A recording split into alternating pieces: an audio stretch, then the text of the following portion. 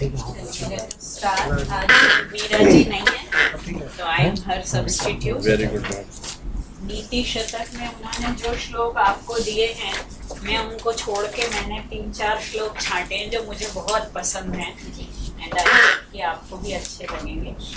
जैसा कि इसका नाम है, ये नीति का शतक है। शतक यानी इसमें 100 पद्य हैं और संस्कृत में 2 तरह के काव्य होते हैं। एक होते हैं महाकाव्य जो बहुत एक ही कहानी चलती रहती है, जैसे रघुवंश है तो रघुओं का वंश चल रहा है पूरा, मतलब शुरू से लेके रघु से और अग्निवर्ण तक जैसा उन्होंने बताया।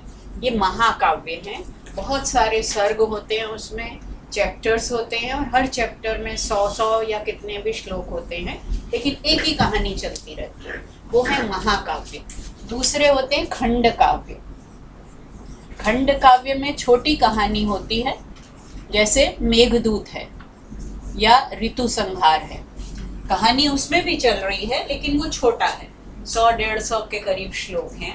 ऋतु संहार में 6 ऋतुओं का वर्णन है और मेघदूत में एक ही कहानी है यक्ष और यक्षिणी की। और इस खंड काव्य का ही एक भाग होता है मुक्तक काव्य। नीति शतक जो है ये मुक्तक काव्य है, खंड काव्य और महाकाव्य।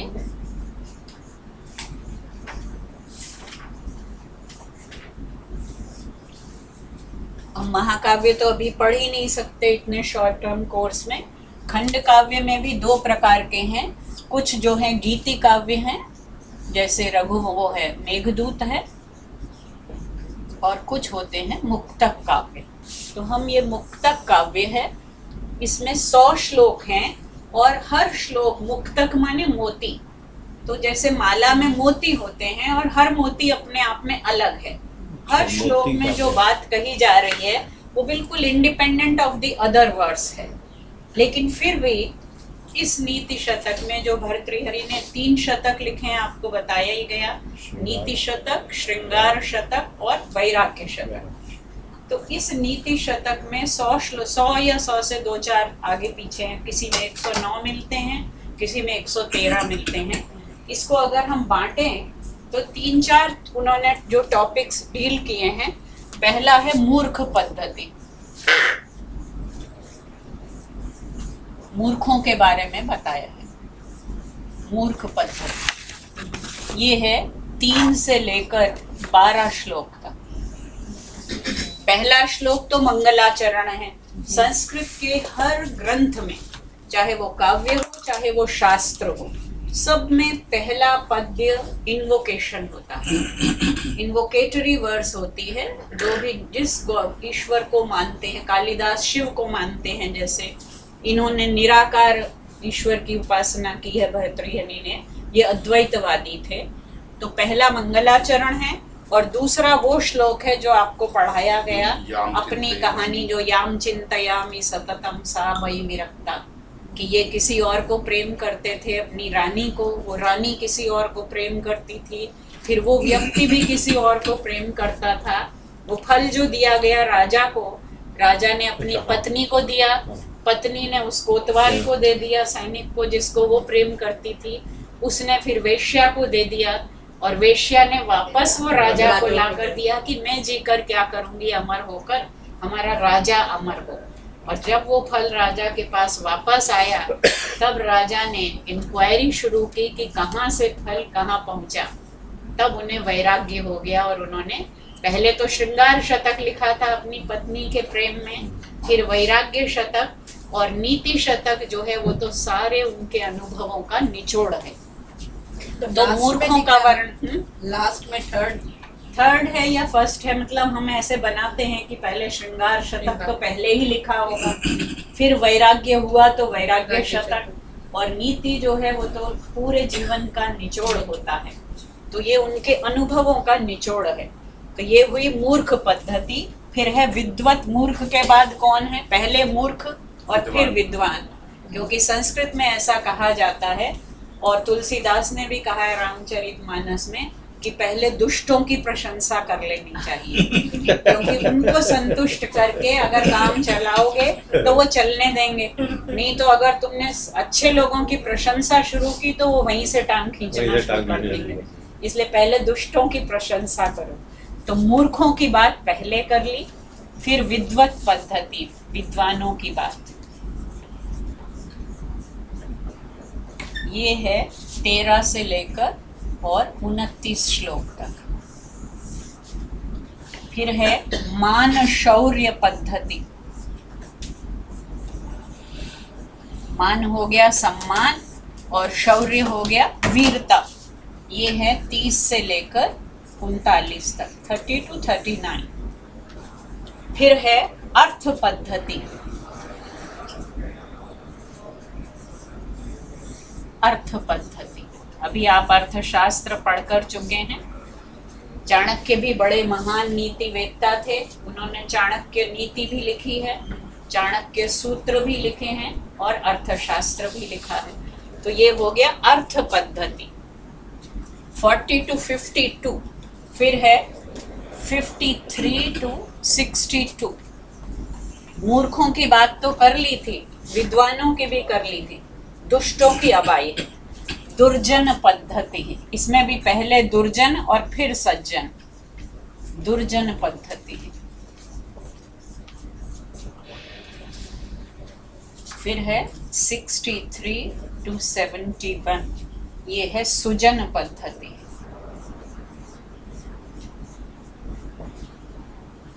72 to 88, ये है परोपकार पद्धति।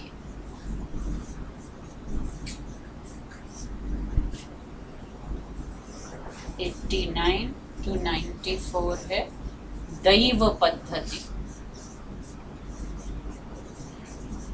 एक होता है देव और ये है दैव। दैव माने भाग्य, नियति, दैव पद्धति। और 9वां है ये 95 से लेकर और 103 या 104 जितने भी हैं उनमें कर्म पद्धति। दैव के विपरीत है कर्म। एक कुछ लोग कहते हैं भाग्य ही सब कुछ देता है, और कुछ का मत है कि नहीं, कर्म करने से ही सब मिलता है, भाग्य कुछ नहीं होता। तो हम देखते हैं कि इसमें भी कुछ इंटर रिलेशन है। पहले मूर्ख, फिर विद्वत, फिर मान और शौर्य। किसी व्यक्ति को मान क्यों मिलता है, शौर्य के कारण या कि अर्थ के कारण। यहाँ वो बताएंगे कि पैसा ही सब कुछ है, मान और शौर्य कुछ नहीं है। पहले कहेंगे कि नहीं, मान और शौर्य के अलग अलग कारण होते हैं, लेकिन यहाँ पैसे की प्रशंसा और उसमें व्यंग्य है, सारा सटायर है कि पैसे से क्या क्या दुनिया कैसे बदल जाती है। फिर दुर्जनों की यहाँ पर पद्धति, उनका क्या चाल चलन है, सज्जनों का क्या है, परोपकार की क्या महिमा है, भाग्य का क्या महत्व है और कर्म का क्या महत्व है। ये टॉपिक्स हैं ब्रॉडली। मैम संस्कृत में अर्थ का मतलब क्या अर्थ होता है? के बहुत सारे मतलब हैं। अगर आप डिक्शनरी खोलेंगे, जिस शास्त्र की मैं स्टूडेंट हूँ, वैशेषिक की, वहाँ अर्थ का मतलब है सब्जेक्ट, ठीक है। और अभी जो आप अर्थशास्त्र पढ़ रहे हैं, वहाँ आपने देखा कि अर्थ का कितना व्यापक परिप्रेक्ष्य है। तो अर्थ का और अर्थशास्त्र के परिप्रेक्ष्य में एक अर्थ उसका पैसा है, लेकिन केवल पैसा ही नहीं है। होता क्या है, संस्कृत में एक कहावत है कि प्राधान्येन व्यपदेशा भवन्ति, कि अर्थ तो बहुत सारे हैं अर्थ के, और जिस समय हम जहाँ जिस प्रसंग में बात कर रहे हैं उसकी प्रधानता होती है, इसलिए वो नाम रख लिया जाता है। तो अर्थशास्त्र में अर्थ में किसका प्राधान्य है, पैसे का। तो जहाँ जैसे अब श्री कृष्ण के नाम तो बहुत सारे हैं, विष्णु सहस्र नाम, 1000 ही नाम गिना दिए और 1000 से भी ज्यादा हैं। तो जब जिस नाम की जहाँ प्रधानता है, कालिदास जब बहुत सारे शब्दों में से एक शब्द चुनकर रखते हैं, तो कब जो समालोचक और समीक्षक हैं वो ढूंढते रह जाते हैं कि यहाँ कालिदास ने पिनाकी क्यों लिखा, शूली क्यों नहीं लिखा, या यहाँ पर उनका दूसरा नाम महादेव क्यों नहीं कहा। तो जहाँ जो नाम अप्रोप्रिएट होता है उसी का नामकरण वहाँ पर सार्थक होता है। तो अर्थ शब्द के आप संस्कृत की 2 प्रसिद्ध डिक्शनरियां हैं जो आजकल, वैसे तो पुराने कोश तो बहुत हैं, अमर कोश है, हलायुध कोश है, मेदिनी कोश है, लेकिन आजकल जो 2 हैं संस्कृत टू संस्कृत, एक है शब्द कल्पद्रुम 5 खंडों में है, और एक है वाचस्पत्यम। शब्द कल्पद्रुम और वाचस्पत्यम, एक एक शब्द के कई कई पृष्ठों तक मीनिंग चलते रहते हैं। अकारादि क्रम से है इसमें वाचस्पत्यम। तो आप इनमें से शब्द कल्पद्रुम ज्यादा अच्छा है, क्योंकि वो निर्वचन भी बताता है कि कौन सी धातु से कौन सा शब्द बना है। इजीली अवेलेबल है, ऑनलाइन अवेलेबल है, ऑनलाइन भी है। शब्द कल्पद्रुम तो है ऑनलाइन अवेलेबल। इस बैकग्राउंड में चूंकि वो मीरा जी ने जो श्लोक शुरू में चुने हैं वो सब ज्यादातर मूर्ख पद्धति से ही हैं, मूर्ख और विद्वत पद्धति से। उसी में से मैंने 4 श्लोक चुने हैं आज के लिए।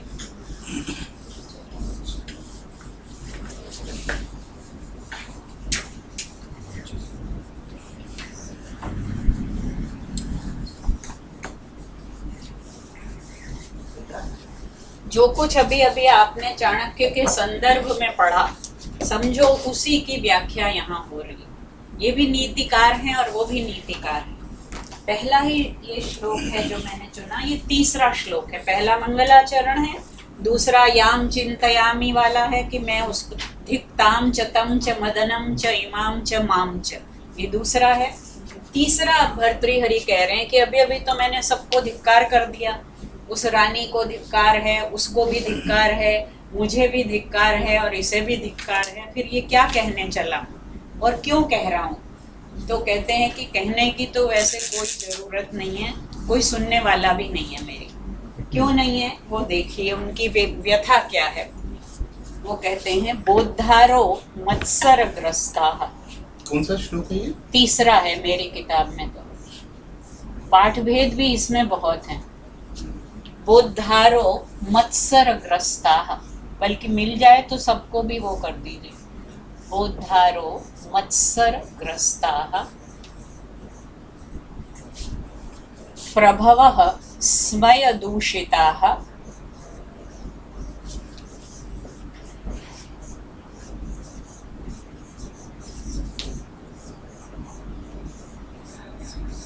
जो बात कह रही थी पुनीता जी कि जो इंटेलेक्चुअल्स हैं वो चुप करके बैठ जाते हैं कि नक्कार खाने में तूती की आवाज कोई सुनता नहीं है, वही बात भर्तृहरि कह रहे हैं। बोद्धारो मत्सरग्रस्ताः प्रभवः स्मयदूषिताः अज्ञानोपहताश्चान्ये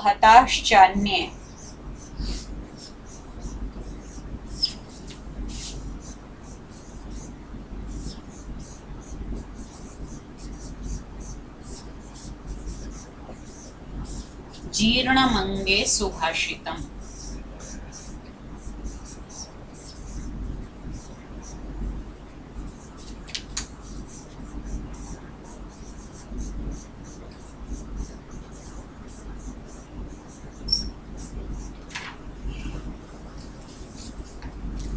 बिल्कुल आपको लगेगा कि हालत आज भी ऐसी ही है। बोद्धारो मत्सरग्रस्ता, बोद्धारह ये है, बोद्धारह, लेकिन विसर्ग का क्या हो गया है, ओ हो गया है, क्योंकि आगे माँ आ रहा है, तो ये तो संधि है। बोद्धा किसको कहते हैं?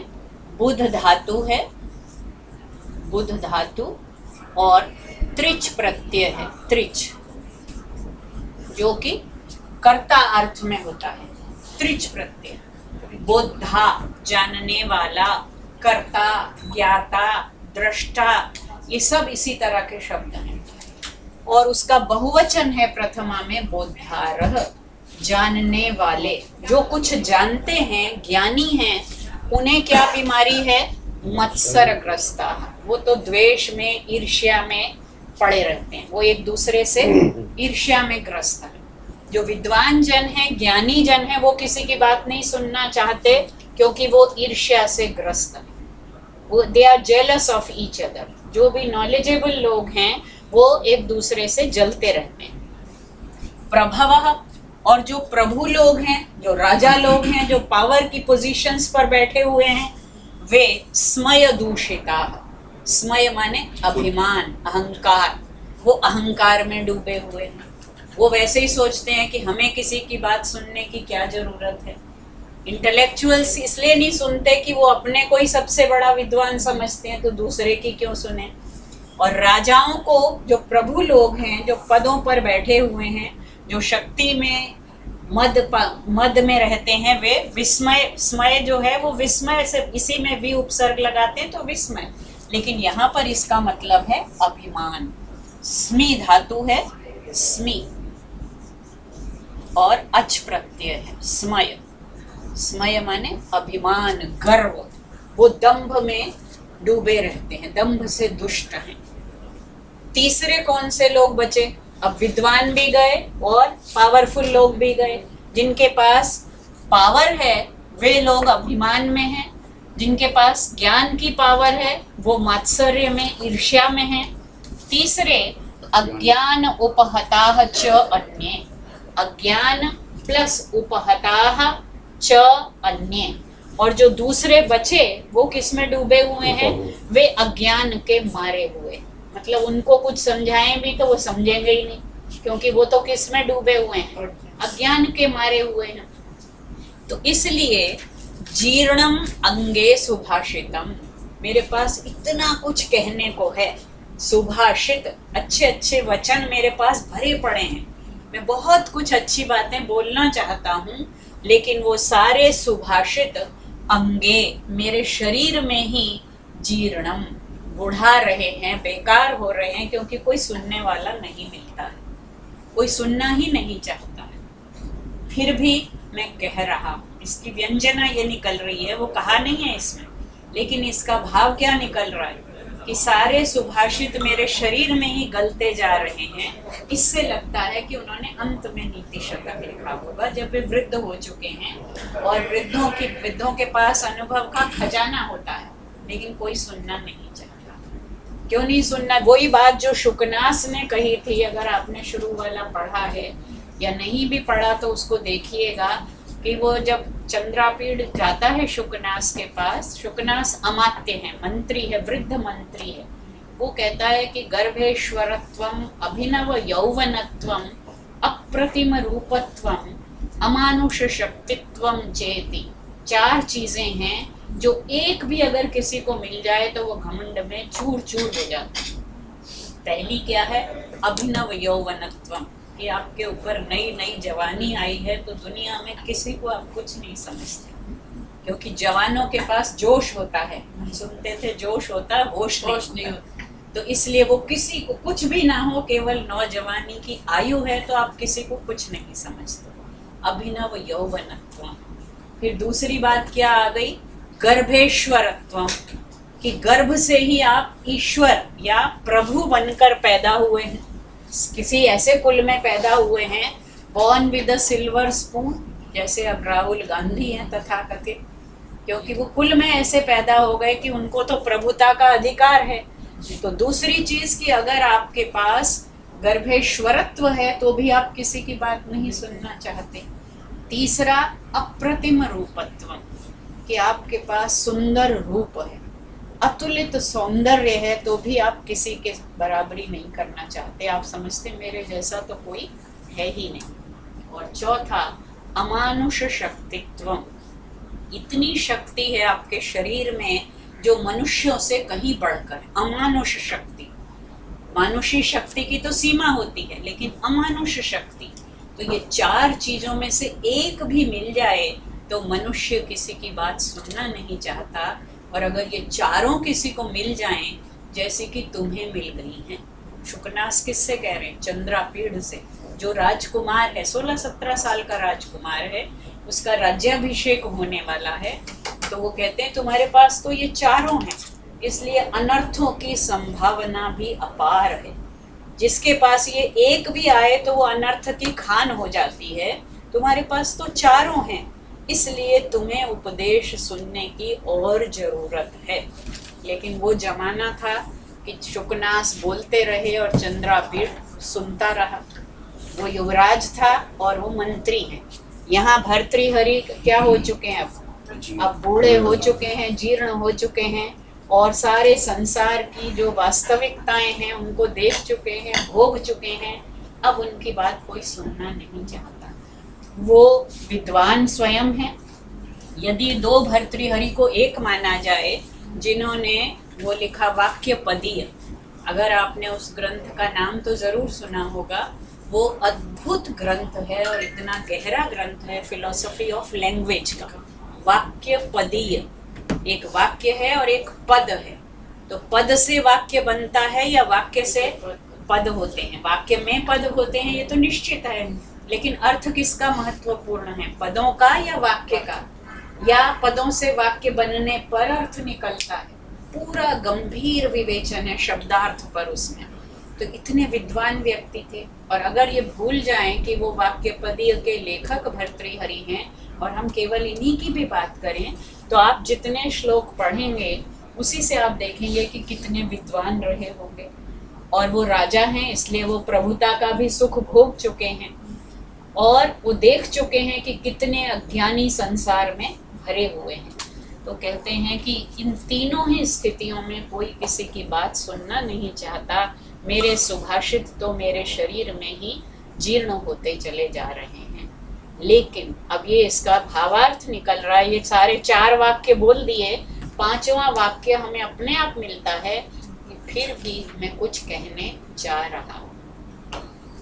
तो विद्वान जन ईर्ष्या से ग्रस्त हैं, अधिकारी गण, स्वामी और ऐश्वर्यशाली व्यक्ति अहंकार से, दंभ से भरे हुए हैं। अज्ञानी जन अज्ञान के मारे हुए हैं, इसलिए सुभाषितों को सुनने और समझने का किसी के पास समय अवसर नहीं है। वो मेरे शरीर में जीर्ण होते जा रहे हैं। अज्ञान उपहताः, उपहताः बना है, उप उपसर्ग है, हन धातु है और क्त प्रत्यय है। क्त उपहत, उसका प्रथमा बहुवचन, ये सारे प्रथमा बहुवचन है। बोद्धारः, मत्सरग्रस्ताः, मत्सरेण ग्रस्ताः, मत्सर बने मात्सर्य, ईर्ष्या, द्वेष, वैमनस्य। प्रभवः स्मय दूषिताः, स्मयेन दूषिताः, स्मय दूषिताः, वो अहंकार से दूषित हैं। अज्ञानेन उपहताः, अन्ये अज्ञानेन उपहताः, वो अज्ञान के मारे हुए हैं, उनको तो ज्ञान की बात सुनाना ही बेकार है। इसलिए जो सुभाषित हैं वो मेरे शरीर में जीर्ण होते जा रहे हैं। जीर्ण कैसे बने हैं? ये ज्री धातु है, ज्री, इसमें डबल री है। ज्री धातु है और क्त प्रत्यय है। जीर्ण, ज्री में डबल री, जो बड़ी वाली री है, ज्री धातु और क्त प्रत्यय। इसी तरह शीर्ण बनता है, इसी तरह उत्तीर्ण बनता है। मैं इस कक्षा में उत्तीर्ण हो गया, तो त्रि में बड़ी री और क्त, जीर्ण, शीर्ण, विकीर्ण, उत्तीर्ण, ये सारे शब्द क्त प्रत्यय लगाकर बनते हैं, जो कि पास्ट पार्टिसिपल होता है जीर्ण। तो ये बात कहकर वो अपने सुभाषितों को बोलना प्रारंभ करें। मैम एक क्वेश्चन था, ये भर्तृहरि 2 हैं क्या? 2 भर्तृहरि हैं और अब अब लोग कहते हैं कि अलग हैं, क्योंकि वो बहुत ही गूढ़ ग्रंथ है और समय के बारे में भी हमारे यहाँ तो लोग अपने बारे में कुछ बताते नहीं है ना। इन्होंने तो फिर भी श्लोक कह दिया, इसलिए वो जो अब ये भी पता नहीं वो श्लोक इन्होंने कहा है या बाद में जोड़ा गया है, क्योंकि कोई हमारे पास उसकी प्रामाणिकता जांचने का अभी कोई आधार नहीं है। 2 भी हो सकते, 2 ही मानते हैं लोग, इनको अलग मानते हैं और उनको अलग मानते हैं। लेकिन अगर एक क्षण के लिए मान भी लिया जाए कि ये एक ही थे, तो भी उनका जो ज्ञान है उस ज्ञान को सरल बनाकर यहाँ पेश कर रहे हैं, और वहाँ तो बहुत ही गूढ़ ज्ञान है, वो तो बहुत उस पर कम लोग काम करते हैं। चल रहा है काम अभी उस पर। इसमें आप जानते हैं अनुष्टुप छंद है, जो आप पढ़ चुके हैं। अनुष्टुप छंद सबसे पॉपुलर छंद है, उसको श्लोक भी कहते हैं। पूरा रामायण, गीता, महाभारत सारे अनुष्टुप में लिखे गए। तो अनुष्टुप छंद है। और वैसे अलंकार कोई इन्होंने बताया नहीं है, लेकिन इसको हम अन्योक्ति मान सकते, क्योंकि जो चीज कही नहीं है उसका भाव निकल रहा है। स्वभावोक्ति भी मान सकते हैं, क्योंकि बड़े स्वाभाविक ढंग से वो बात कही। और जरूरी नहीं है कि हर श्लोक में अलंकार हो। जहाँ पर अलंकार साक्षात एकदम दिखता है वहां पर हम बता देते हैं, यहाँ कोई अलंकार बताया नहीं गया। तो ये अनुष्टुप छंद का उदाहरण है। इसमें कुछ पूछना हो तो पूछिए, कोई शब्द या कोई भाव। बस ये जो ईर्ष्याग्रस्त उन्होंने कहा है, ऐसा नहीं होता कि ईर्ष्याग्रस्त ज्यादातर नहीं होते? ज्यादातर होते हैं, नहीं होते। विद्वान ही ज्यादातर आपकी अपनी पद्धति है, आप अपना सोच रहे हो, ये आप सोच रहे हैं, अपना सोच रहे हैं, अपना नहीं, सोच नहीं, रहे वो हैं। इसलिए कि अभी आप बोधा वाले उस पर नहीं पहुंचे हो ना। वो जिस तरह की बात कर रहे हैं, थोड़ा सा भी जिसको अभी आगे बताएंगे, उसी अगले ही श्लोक में बताएंगे वही वाली बात, कि जिसको जरा सा भी ज्ञान हो जाता है ना, वो जो जरा इतना भी, वो शब्द भी इतना मजेदार प्रयुक्त करेंगे कि उसको समझाना तो किसी के बस की बात नहीं। अज्य सुख अज्ञः सुखम आराध्य सुखतरम आराध्य विशेषज्ञ ज्ञान लव दुर्विदग्धम ब्रह्मापितम नरम न रंजयति। तो जो बोधा होते हैं, तथा कथित जो स्यूडो इंटेलेक्चुअल्स होते हैं, ये समझ लो, हमेशा अपने को दूसरे से बड़ा समझते हैं।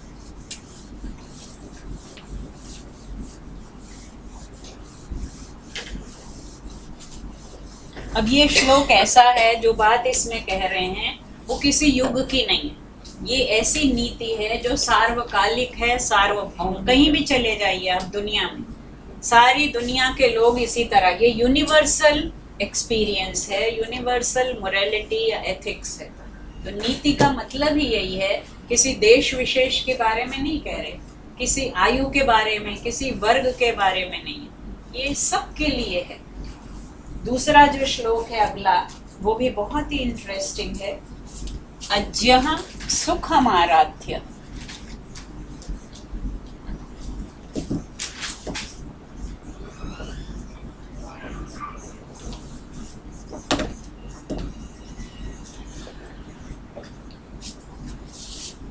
सुखतरम आराध्यते विशेषज्ञः।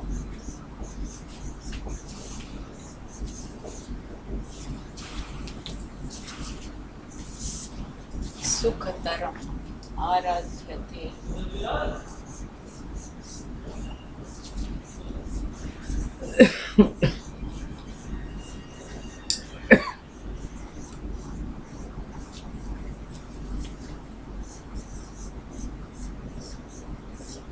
ज्ञान लव दुर्विदग्धम।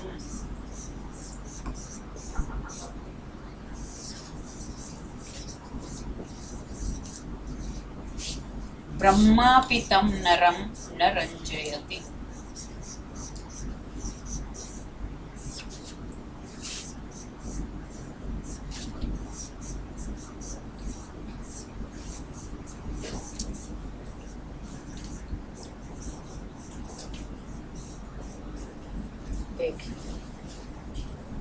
जो अज्ञानी होता है, जो कुछ नहीं जानता है, सुखम आराध्य, उसे आराध्य प्रसन्न किया जा सकता है। सुखम सरलता से, सुखपूर्वक, आसानी से।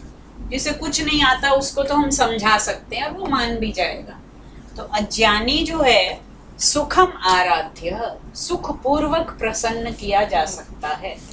अज्ञानी को खुश करना बड़ा सरल है, समझाना बहुत आसान है।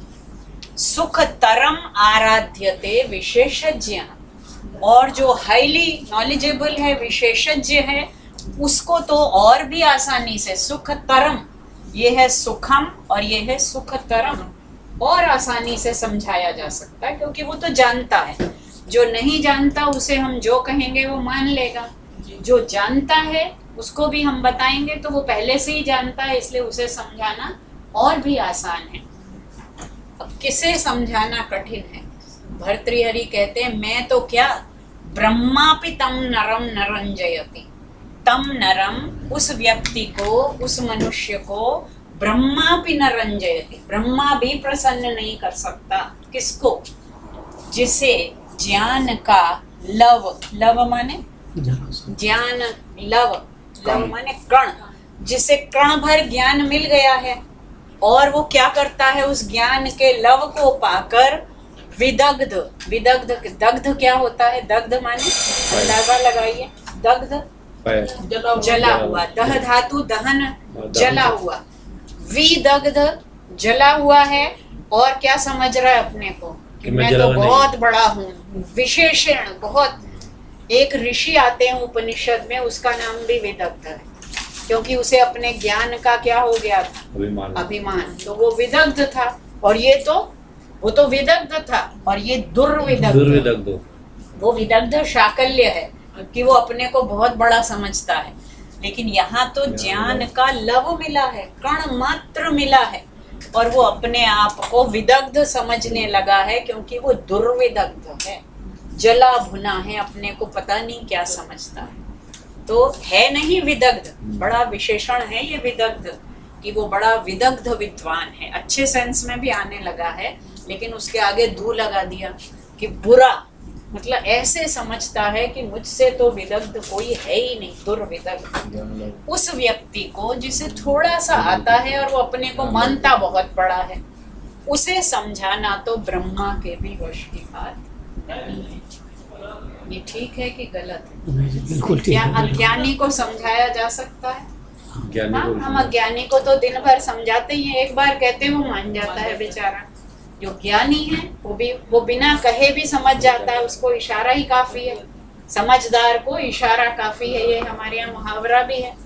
और जो ना समझ है उसे समझाया ही जा सकता है, लेकिन जो ना समझ है लेकिन अपने को समझता बहुत समझदार है, उसे तो कोई नहीं समझा सकता। अभी आप केनोपनिषद पढ़ रहे हैं, अगली बार पढ़ेंगे कि जो समझता है मुझे आता है, मैंने जान लिया, वो कुछ नहीं जानता। वो तो इतना भी नहीं जानता कि जिसकी बात चल रही है उसे जाना ही नहीं जा सकता। यस्या मतम मतम तस्य मतम यस्य न वेदसः।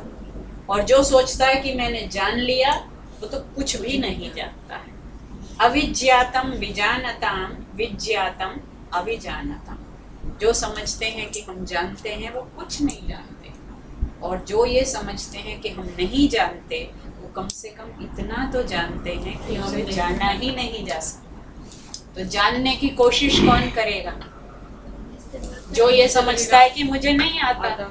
जिसने ये समझ लिया कि मुझे मिला तो इतना है, कण भर मिला है, वो कहावत है कि कण भर जो है वो जानते हैं और समझते हैं, मन भर अपने को, और टन भर अभिमान हो जाता है। तो ज्ञान के कण से ही जो जला भुना बैठा है, ऐसे तम नरम, उस व्यक्ति को ब्रह्मापि न रंजयति, ब्रह्मा भी प्रसन्न नहीं कर सकते। ये थोथा गना बाजे, थोथा जना बाजे, वो थोड़ा एग्जैक्टली तो नहीं है, गगरी छल छल कर जाए, बिल्कुल वो भी वही है। जिसमें कम जितना होता है उतना ही वो अपने को ज्यादा दिखाता है, मानता है। इसमें अतिशयोक्ति अलंकार है। तो अपने आप को ज्ञानी, उसको ये नहीं पता है, उसको पूरा ज्ञान नहीं है, हाँ, आधा अधूरा ज्ञान है। बिल्कुल, उसको तो आधा अधूरा है और वो समझता अपने को बहुत बड़ा विद्वान।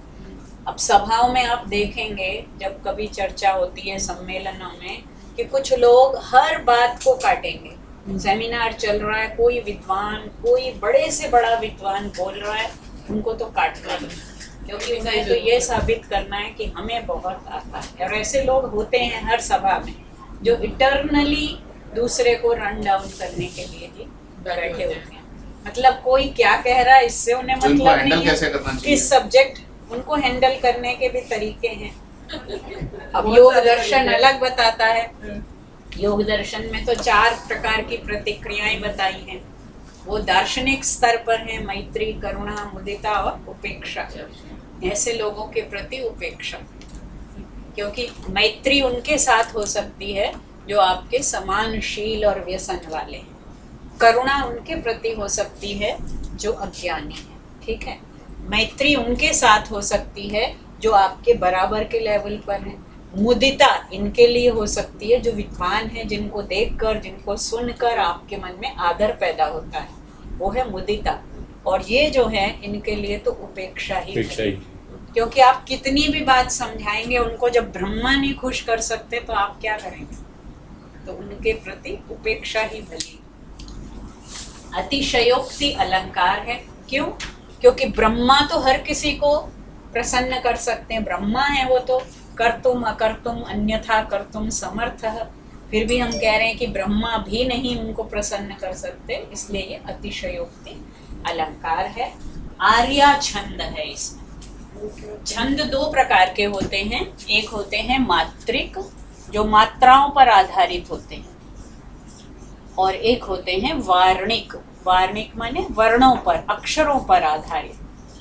अभी तक आपने जितने छंद पढ़े हैं वो वार्णिक पढ़े, वर्णों पर, on the number of letters.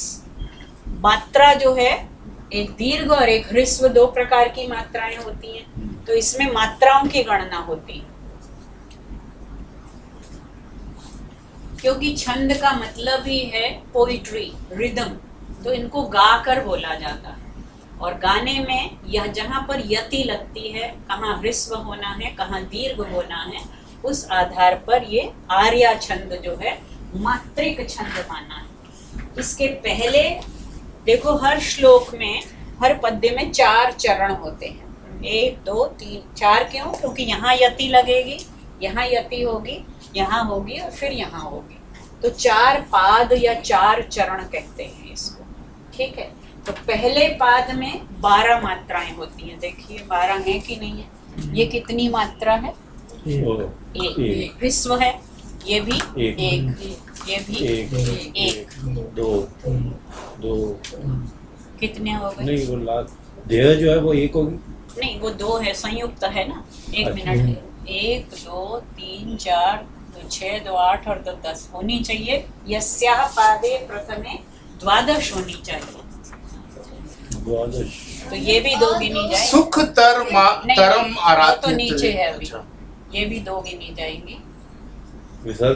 विसर्ग है इसलिए, और तो फिर ठीक है, फिर आराध्य भी 2 ठीक है, तब भी 11 हो रही तो है। ये यहाँ भी विसर्ग में 3 होना चाहिए आगे यह वाला। जो है संयुक्त से आगे वाला विसर्ग की तो मात्रा अलग से गिनी जाएगी। ये वहाँ है। 1 और 2 3 4 5 7 9 2 11 विसर्ग की अलग गिनी जाएगी, हाँ, तो एक ये होगी ना। तब 12 होंगी। यस्य वो होता है संयुक्त से पहले वाला, वो तो उसमें होता है वार्णिक में। अच्छा ये वो 13 वार्णिक होगी। में है, वो वार्णिक में है। तो ये यस्याः पादे प्रथमे 12 मात्राः तथा तृतीय, तीसरे में भी 12 होनी चाहिए। देखिए ये तो 2 है, 1 1 2, क्योंकि ये दुर बीच में अच्छा, र आ है गया, ना। ठीक। 1 और ये फिर 2 और ये 1 2 3 4 5 7 8 10 और ये फिर 2, क्योंकि अनुस्वार है इसमें, तो ये 12 होगी। पहले और तीसरे में विसर्ग और अनुस्वार की मात्रा दीर्घ गिनेंगे। 12 हो गई। अष्टादश द्वितीय, इसमें 18 होनी चाहिए। इसमें 12, इसमें 12, इसमें 18 और चतुर्थ में पंचदश, इसमें पंचदश मात्राएं। दो में दुर विदग्ध में दो में डबल क्यों?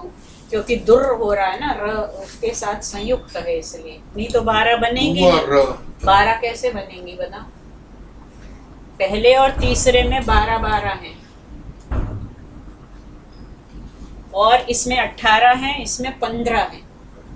देखिए बोलने में, क्योंकि ये बोला जाएगा, देखिए बोल कर देखिए। अज्यः सुखम आराध्य, तो बोलने में जितनी दीर्घ में 2 मात्राएं, 2 पल का समय लगता है, ह्रस्व में 1 पल का समय लगता है। कहाँ पर? इसमें तो 1 ही होगी, ज्या में। फिर 12 कैसे हो रही है हमारी? 13 हो रही है। तो 13 तो 1 मिनट, कहाँ पर 1 आएगी? विसर्ग, या तो इसको हटाएंगे तो 12 नहीं हो। ये जरा देखो उसमें नेट में क्या दिखा रहा है, इसके सारे छंद दिए हुए हैं नेट में, 12 होती हैं इसमें। जब और आप एक कर दीजिए, विसर्ग एक कर दीजिए। है, इसकी भी एक कर दें। नहीं नहीं, ये यहाँ एक विसर्ग एक विसर्ग एक, हाँ ठीक है। और अब हो गई 12। ठीक है, टोटल 12 है पहले में और तीसरे में, दूसरे में 18, चौथे में 15। ये आर्या छंद है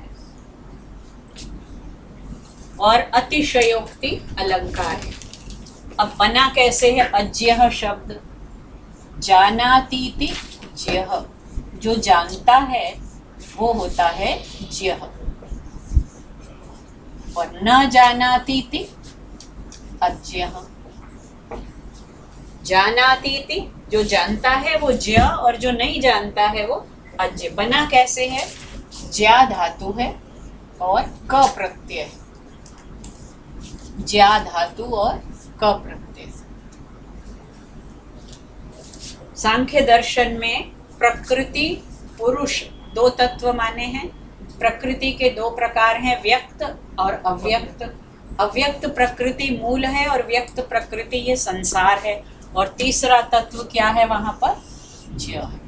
व्यक्ता व्यक्त ज्य विज्ञानात्, सांख्य में ये कहा है, व्यक्त अव्यक्त और ज्य, ये 3 तत्व होते हैं। और जो ज्य वो है जो जानता है, जो नहीं जानता है वो अज्य। न जानातीति अज्य। इसी के आगे प्र और जोड़ दीजिए तो क्या बन जाएगा? प्रज्ञा, प्राज्ञ, राज्य, प्रअज्ञ। प्रअज्ञ प्रकृष्ट अज्ञानी भी हो सकता है और प्रकृष्ट ज्ञानी भी हो सकता है। सुखम, सुख जो है ये तो यहाँ क्रिया विशेषण है। आराध्य, आ उपसर्ग है, राध धातु है और ण्यत प्रत्यय है। ण्यत। आराध्य। सुखतरम, सुख शब्द है, तरप प्रत्यय है, तरप। पॉजिटिव डिग्री, कंपैरेटिव डिग्री और सुपरलेटिव डिग्री। तो ये कंपैरेटिव डिग्री में एक तरप प्रत्यय होता है और एक ई असुन होता है। 2 प्रत्यय होते हैं कंपैरेटिव में। यहाँ पर तरप। प्रिय, प्रेयान और प्रेष्ठ। तो प्रेयान में ईयसुन प्रत्यय होता है। यहाँ पर जननी जन्मभूमिश्च स्वर्गादपि गरीयसी, गरीयसी में यही ईयसुन प्रत्यय। गुरु शब्द है, ईयसुन प्रत्यय है, स्वर्ग से भी बढ़कर। जब 2 में तुलना होती है तो ईयसुन होता है, और जब बहुतों में एक चुनना होता है सुपरलेटिव डिग्री में तो इष्ठन हो। यहाँ तमप हो जाता है, तमप उच्चतम, और यहाँ हो जाता है इष्ठन, श्रेष्ठ, ज्येष्ठ। तरप और तमप, ईयसुन और इष्ठन, ये प्रत्यय होते हैं जो बहुत 2 में से या बहुतों में से एक को छांटना होता है। विशेषज्ञ, विशेष, विशेषेण जानातीति विशेषज्ञ, जो विशेष कर जानता है वो विशेषज्ञ है। ज्ञान लव दुर्विदग्धम, ये समास है। पहले विदग्ध देखें, वि उपसर्ग है, दह धातु है और क्त प्रत्यय। विदग्ध, वि उपसर्ग, दह धातु, क्त प्रत्यय, और उसके पहले दुर और जोड़ दिया तो दुर्विदग्ध। ज्ञानस्य लवेन दुर्विदग्धः तम ज्ञान लव दुर्विदग्धम नरम ब्रह्मापि न रंजयति।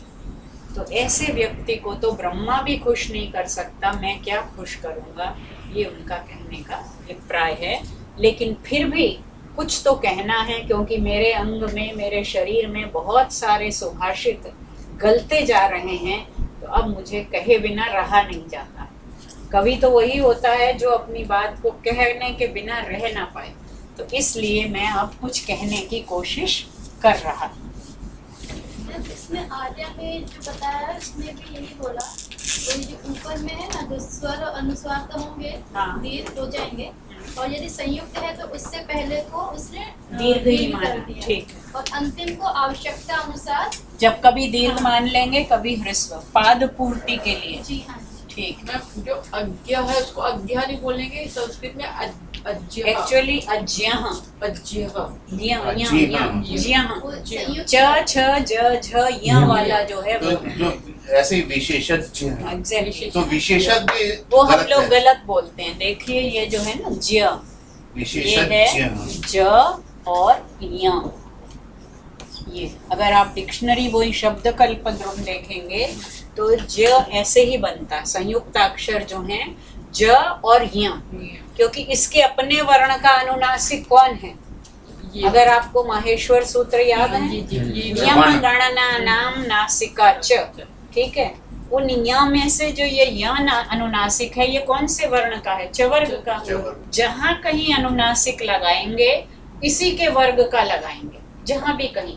अब आजकल हम हर जगह कंप्यूटर के कारण जैसे हम लिखते हैं मंगल, लिखने लगे हैं कंप्यूटर में, है ना, और होता क्या है, वहाँ पे बिंदी लगनी थी, इस पे अक्सर लग जाती है यहाँ जाके। हम शुद्ध प्रूफ पढ़ते पढ़ते मर जाते हैं, बार बार वो बिंदी, वो कहता है जी कंप्यूटर में यही आती है। तो मैंने कहा मुझे ये लिखना ही नहीं है, ये गलत है वैसे भी, अब ये लिखना कैसे चाहिए? ये है शुद्ध मंगल, क्योंकि ग का अपना सवर्ण कौन है? जब भी कभी जरूरत होगी आप किसके पास सहायता मांगने जाएंगे? अपने जो आपके संबंधी हैं। तो ग का संबंधी कौन है? सवर्ण सगा कौन है उसका? ये है उसका सगा। जब भी अनुनासिक लगाना है तो कवर्ग के साथ ये लगेगा, चवर्ग के साथ ये लगेगा, पवर्ग के साथ क्या लगेगा?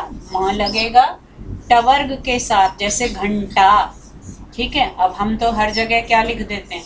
घंटा। ये ठीक नहीं है, हमें लिखना है। दंड लिख रही थी जैसे आज मैडम, तो दंड कैसे लिखना है? ये शुद्ध है। अब आप बिंदी लगा देंगे वो ठीक है कंप्यूटर के लिए, लेकिन वो शुद्ध नहीं है। उसी प्रकार बोलने में, क्योंकि वो पंजाबी प्रभाव या जो भी प्रभाव कहो, सब लोग यज्ञ बोलते हैं, जो यज्ञ नहीं है, यज्ञ, विशेषज्ञ, अज्ञ, प्रज्ञ, ये शुद्ध है। जहाँ पे ये ज्ञा होगा तो वहाँ पे ज्ञा बोलेंगे। ज्ञ है ही नहीं, वो है तो ज्ञ।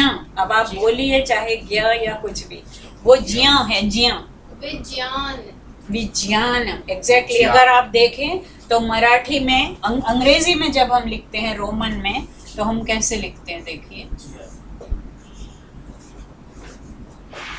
ऐसे लिखते हैं। तो जे है ये एन है, एन के ऊपर वो लगाते हैं, इसका मतलब ये वाला है, और विज्ञान, मराठी लोग इसको न लगा के वो बोलते भी विज्ञान है, तो वो विज्ञान ही लिखते हैं। वो जी के, जे के बजाय क्या लिख देते हैं? जी, वो विज्ञान बोलते हैं। लेकिन शुद्ध जो संस्कृत का उच्चारण है वो ज्ञ है। हिंदी में भी वही हो, होना तो वही चाहिए। मैम एक क्वेश्चन पूछना है, एक्चुअली ये ना लिख के बताना पड़ेगा। मैम ये जो हिंदी में जब हम पढ़ते हैं तो मैम वो ये वाला जो आता है हाँ, लास्ट, इसको हाँ। क्या बोलते हैं? यहाँ से निकलना चाहिए। ये है कवर्ग। देखो संस्कृत में कवर्ग। बहुत पहले पाणिनि के समय में ही उच्चारण स्थान बता दिए गए थे। फोनेटिक जो भी प्रोसेस है वो लैब में अभी हो रही है। मैं छठी क्लास में जब गुरुकुल में गई तो मुझे याद करा दिया गया, अकुह विसर्जनीय नाम कंठः। अब अ को मैं बताती हूँ, अ कु ह और विसर्ज, इनका स्थान क्या है? उच्चारण स्थान, इनका स्थान है कंठ। कंठ, अकुह विसर्जनीया नाम कंठः। अब बताओ कंठ कहाँ पर है? ये है ना। तो ये जो कवर्ग, कु का मतलब है कवर्ग, तो पूरा कवर्ग क, जहाँ से क निकल रहा है ना, क, ख, ग, घ, ङ, यहाँ से। इचु यशानाम तालुः, ई चु य श, इनका स्थान क्या है? तालु। तालु कहाँ है? ऊपर जो है, ऊपर। तो ई चवर्ग य और ये वाला श इनका स्थान। तालु किसको बोलते हैं? अपर तालु जो अपर है अपर अपन, तुम तो जानते होगे, तालु जो ऊपर छत है छत हमारे है, मुंह मुंह के की छत अंदर, जो वॉल जो है अपर जी के वॉल, ऊपर वाला तालु। हाँ वो तालु है। तो तो- मैम वो बोला श जो होता है इसमें अभी आ रही। अकुह विसर्जनीयानां कंठः, इचु यशानां तालुः, ऋतु रसाणाम। ई में तो जाती नहीं है हाँ? जी ऊपर। किसमें? ई में जाती है। नहीं जाती तो हम ठीक नहीं बोल रहे। ई ऊपर को टच करती है हल्का सा। इचु यशानाम तालुः, ऋतु रसाणाम, पहले ऋतु लसानाम दंतः, ये है ऋतु र श, इनका स्थान है मूर्धा। मूर्धा क्या है? मूर्धा जीभ के पिछले जो भाग है, मूर्धा रे, रे टवर्ग र और ये वाला श, ये मूर्धन्य, पलटती है जीभ, पीछे की तरफ जाती है। रे ट ठ ड ढ अण और श में देखिए पलट रही है। फिर है ऋतु लसानाम दंताः, ऋ तु ल स, इनका स्थान क्या है? दंत, दांत। ऋ तु तवर्ग त थ द ध न और ल और स, इनका स्थान क्या है? दंत। तवर्ग पूरा बोल कर देखिए, त थ द ध न, स में भी दांत को टच कर रही है। फिर है वकारस्य दंतोष्ठम,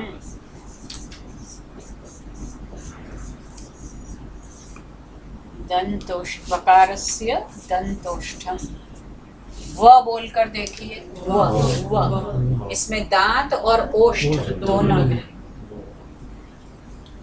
उपपद्मानीयानाम ओष्ठौ, उपु और उपधमानीय, इनका स्थान है ओष्ठ। ओष्ठौ, दोनों ओष्ठ हैं। पु, दोनों ओठ वो हो रहे हैं। पु पवर्ग और उपधमानीय एक खास तरह की ध्वनि है। जब हम प और फ से पहले विसर्ग आ जाता है, प और फ से पहले जब विसर्ग आता है उसको उपधमानीय कहते हैं। उनका स्थान क्या है? ओष्ठ, दोनों ओष्ठ। उ पवर्ग और उपधमानीय का स्थान दोनों ओष्ठ हैं। जिह्वा मूलीयस्य जिह्वा मूलम, जैसे आपने वो 14 माहेश्वर सूत्र रटे थे ना, वैसे ही इनको रटना पड़ेगा। तो समझ लीजिए, आपने पहले सारी संस्कृत की वर्णमाला 14 माहेश्वर सूत्रों में याद कर ली। आई उण, रिल रिक, ए ओंग, आई औच, हय वरट, लण, यम गणनम, झभय, घढ़धश, जब गडदश, खफ छठथ चटतव, कपय, शश सर हल। उसी तरह इनको याद करना है। अकुह विसर्जनीयानाम कंठः, इचु यशानाम तालु, ऋतु रसाणाम मूर्धाः, ऋतु लसानाम दंताः, उपपद्मानीयानाम ओष्ठौ, वकारस्य दंतोष्ठम, जिह्वा मूलीयस्य जिह्वा मूलम।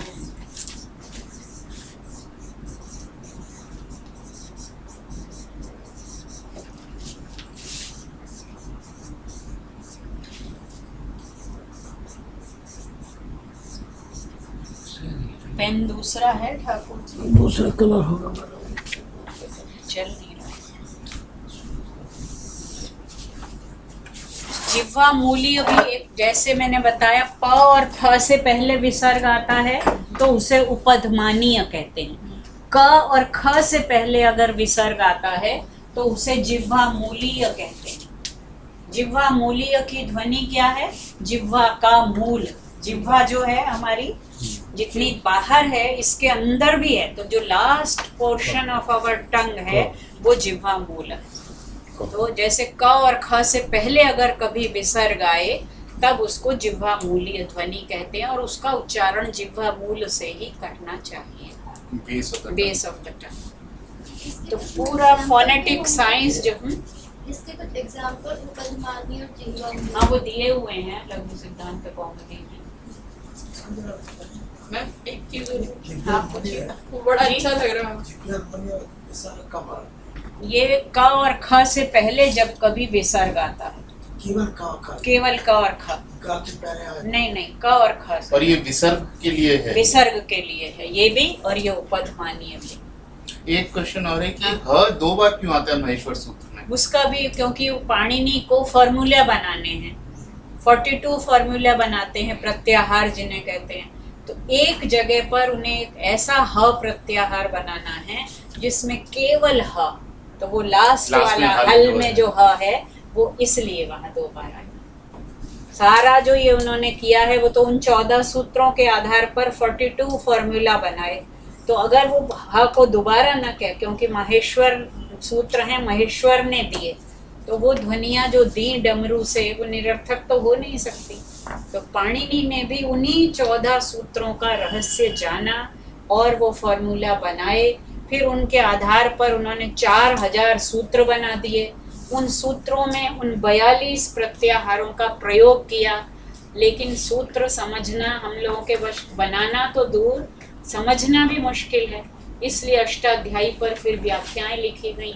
उन व्याख्याओं में फिर बताया गया कि एक जगह पर हल प्रत्याहार उन्होंने बनाया जहाँ केवल ह का प्रयोग करना था। इसलिए वैसे ये अणा जो क ख ग अणा च छ ज ये बार बार क्यों रिपीट हो रहा है? ये तो केवल बोलने कहाँ पर ऐ उण रिल रिक ये वाला। हाँ भाषा की दृष्टि से जब वर्णमाला बोलते वर्णमाला में जैसे आ है एक बार, का खा गा एक बार, उसके अंत में जो अणा होता वही है मैं वो बोल बार-बार। अंत वाला जो है वो बिल्कुल उसको भूल जाइए, वो गणना नहीं होगी। वो गणना वो बोल अगर वो ना हो आई बू रिल रि बोलने में भी मुश्किल होगी। तो वो लास्ट वाला तो केवल बोलने के लिए कि वहां पे पॉज देना है आपको। तो वो जो अंतिम है हलंत वो केवल बोलने के लिए है, उसको डिमार्केट करने के लिए है। और उनके वो फॉर्मूला में आते हैं, फॉर्मूला में उसका लोप हो जाता है। हाँ उनके प्रत्याहार में प्रयोग करेंगे, अण बनाएंगे, दोणा होगा तभी तो, नहीं तो कैसे बनाएंगे। मगर वो लोप हो जाता है उनका सबका। वो जो अंतिम अक्षर हैं हलंत, उन हलंतों का लोप हो जाएगा पाणिनि के उसमें। जी उपध्मानी आपने बताया पा फ के पहले विसर्ग, हाँ वो इसमें आएगा ओष्ठ में, जी। पा भी ओष्ठ में प आएगा। और फ से पहले जब विसर्ग होगा तो वो उपध्मानीय, और क और ख से पहले जब होगा, वर्ग में भी है, हाँ उनमें कैसे है? क्या अच्छा डा है नहीं, उपपध्मानीय नाम ओष्ठौ, उ का स्थान तो ओष्ठ है। देखिए दोनों ओठ हो रहे हैं। जिह्वा मूल्य केवल प और फ दो के लिए। पा में तो जो है दोनों ओष्ठ में जाते हाँ उ में भी दोनों मतलब हिल रहे हैं ना, दोनों हिल रहे हैं। उपु व में दांतों को ओष्ठ टच कर रहे हैं। और देखिए उनके पास कोई लैब नहीं थी, कैसे उन्होंने ये निर्धारित किए होंगे स्थान, और आज तक इनको रिफ्यूट नहीं किया, इन्हीं को एक्सप्लेन किया है। अब लैब ने इसको वैलिडेट किया है जो ये कहा जा चुका था। लेकिन आपके जो लिंग्विस्ट है जी वो इसको पढ़ाते हैं, जो हिंदी में है लिंग्विस्ट है, हम्म, हिंदी वाले नहीं पढ़ते। नहीं पढ़ाते। संस्कृत में भी अब ये तो मैम, इस इसीलिए तरह से जैसे हम विज्ञान बोलेंगे ना तो शायद हिंदी वाले हंसेंगे हमारे नहीं ऊपर। हंसने दो। कि विज्ञान बोलो, विज्ञान क्यों बोलो। नहीं वो तो संस्कृत के बाद फिर प्राकृत भाषाएं आई और बहुत सारी 14 तरह की प्राकृतों का नाम आया। तो ठीक है, वो भी एक प्रकार की प्राकृत है कि आजकल जो लोग हैं, प्राकृत का मतलब साधारण। कालिदास के नाटकों में कुछ पात्र संस्कृत बोलते हैं, कुछ प्राकृत बोलते हैं। महिलाएं प्राकृत बोलती हैं, जो पढ़े लिखे लोग नहीं है वो प्राकृत बोलते हैं। इसका मतलब कालिदास के समय तक संस्कृत केवल शिष्ट वर्ग की भाषा रह गई थी, तो प्राकृत हो गई वो। अगर यह बोलते हैं आप, कोई वो गलत नहीं है, लेकिन आपको पता होना चाहिए कि शुद्ध क्या है। संस्कृत का तो मतलब ही क्या है, शुद्ध, परिष्कृत। तो पता तो हो कि ये शुद्ध है। देसी घी है ये तो मालूम हो, खाओ भले दूसरा। अब डॉक्टरों ने पहले मना कर दिया, वो रिसर्च करके अब फिर कह रहे देसी घी खाना शुरू कर दो।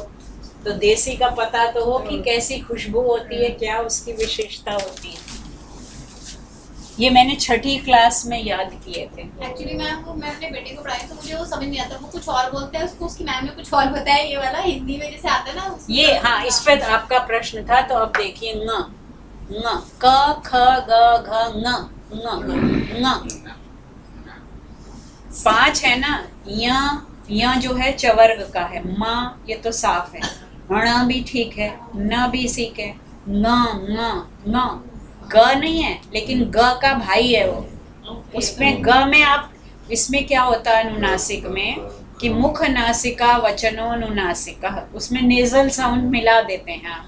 तो जैसे ग बोल रहे हो ना, ग को नेजलाइज कर दो, मतलब ग बोलना नहीं है, मतलब लेकिन ग का ही नजदीकी रिश्तेदार है वो ग। जहाँ से ग बोल रहे हो वहीं से बोलो। तो जैसे इसको इंग्लिश में तो कहीं पे NGA लिखा हुआ है। नहीं, वो इंग्लिश में तो इसके देखिए मैंने बताया, जैसे ये है, ये तो हो गया चवर्ग वाला, ठीक है।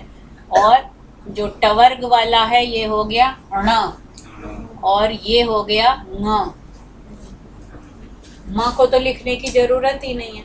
य म ङ ण न 3 ही लिखने हैं ना।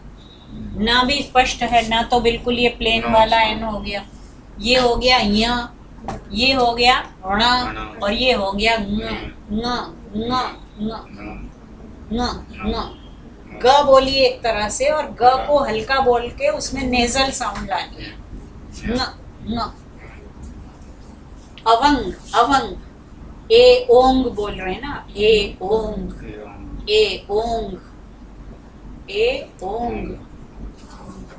वो ग के करीब है, तो इसलिए ग बोल लो, कोई बात नहीं, ग में बिंदु लगा दो।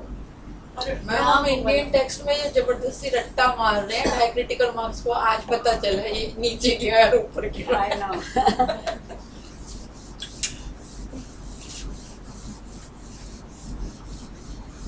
कितनी फोनेटिक साइंस हमारी डेवलप थी। अभी तो ये फोनेटिक्स बताया, अगर आप निरुक्त पढ़ लें यास्काचार्य का, तो हमारी सिमेंटिक्स साइंस कितनी डेवलप थी कि कैसे कौन सा शब्द किस धातु से डिराइव होता है। वो पूरा निरुक्त शास्त्र जो है वो निर्वचन का शास्त्र है, एटिमोलॉजीज बताता जाता है।